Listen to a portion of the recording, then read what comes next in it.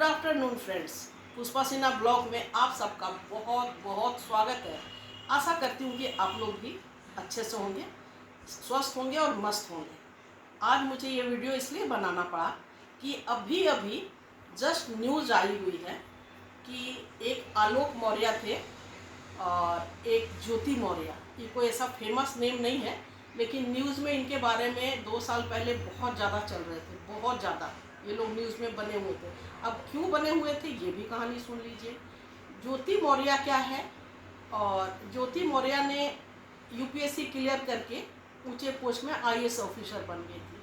और उनको IAS officer बनवाने वाले, पढ़ाने वाले, कोचिंग करवाने वाले कौन थे?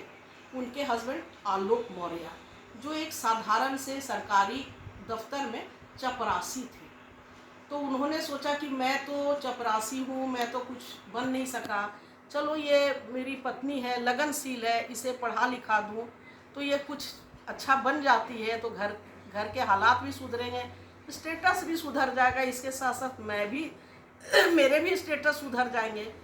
तो उन्होंने ज्योति मौर्य को पढ़ा दिया और ज्योति मौर्य बन भी गई, अपनी मेहनत से भी और लक से भी बन भी गई, बहुत बड़े ऑफिसर बन गई।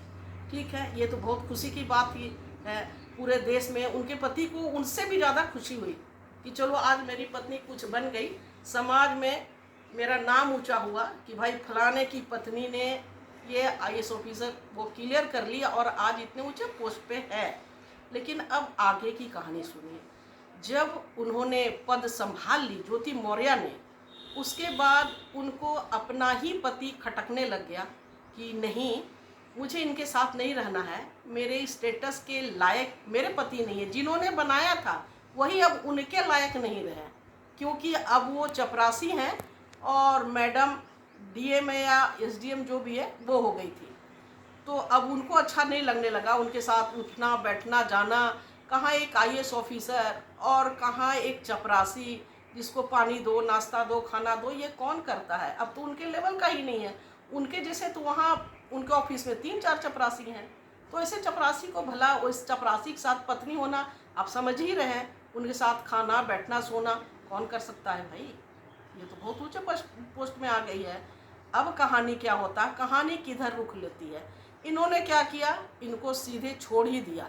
अब पति उस समय किस वेदना से गुजरे होंगे ये समझने वाली बात है। उस पति पे क्या बीता होगा जिन्होंने अपने पेट काट के घर पे ज़्यादा खर्च नहीं करके उस पत्नी की पढ़ाई में, कोचिंग में लगाई, दिन रात एक करके। पत्नी पढ़ रही है, उसको खाना नाश्ता पानी क्या नहीं किया होगा उन्होंने, ये सोचने वाली बात है। ये तो मैं थोड़ी सी बोल रही हूँ, क्या नहीं किया होगा। एक माँ जैसे अपने बच्चे के लिए करती है, उन्होंने सपने संजोए गए होंगे, लेकिन दुर्भाग्य उनका कि उनकी पत्नी ही उनको छोड़ दी। अब देखिए क्या हुआ। लेकिन आलोक मौर्य भी हारने वाले में से नहीं थे। अब तो उन्होंने छोड़ ही दिया है, ज्योति मौर्य ने तो छोड़ दिया, चलो कोई बात नहीं। उसको उन्होंने नेगेटिव में नहीं लिया, पॉजिटिव में लिया और उन्होंने भी तैयारी शुरू कर दी। क्योंकि भाई उन्होंने अपनी पत्नी को पढ़ाया था, पत्नी को तो उतना नॉलेज भी नहीं था, सारा कोचिंग करना, किताब देना, सब कुछ उन्होंने पढ़ाया था।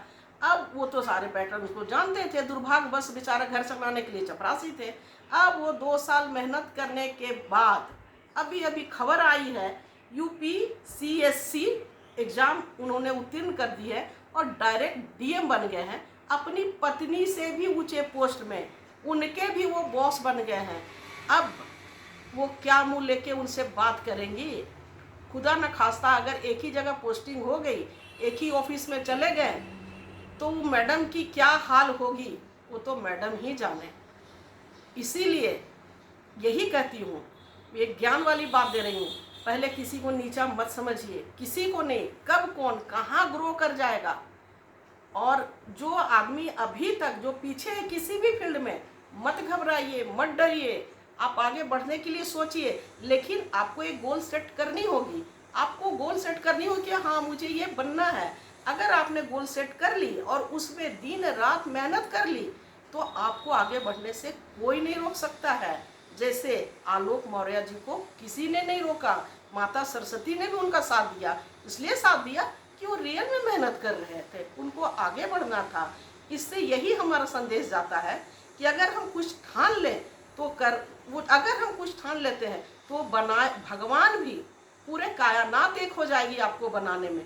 बहुत लोग है ना बहाने मारते, अरे मैं तो आज ये होता, मैं वो होता, मैंने पढ़ाई नहीं करी, मैं गरीबी थी, फलाना ढिमकाना। उनके पास बहानों की कोई कमी नहीं होती है। जिनको कुछ नहीं बनना होता है ना वो सिर्फ बहाने ही ढूंढते हैं, और जिनको बनना होता है ना, बस हीरा भी है ना, हीरा के खान अलग से नहीं होते। हीरा के जो खान होते हैं ना, कोयले के खान से ही हीरा निकलता है।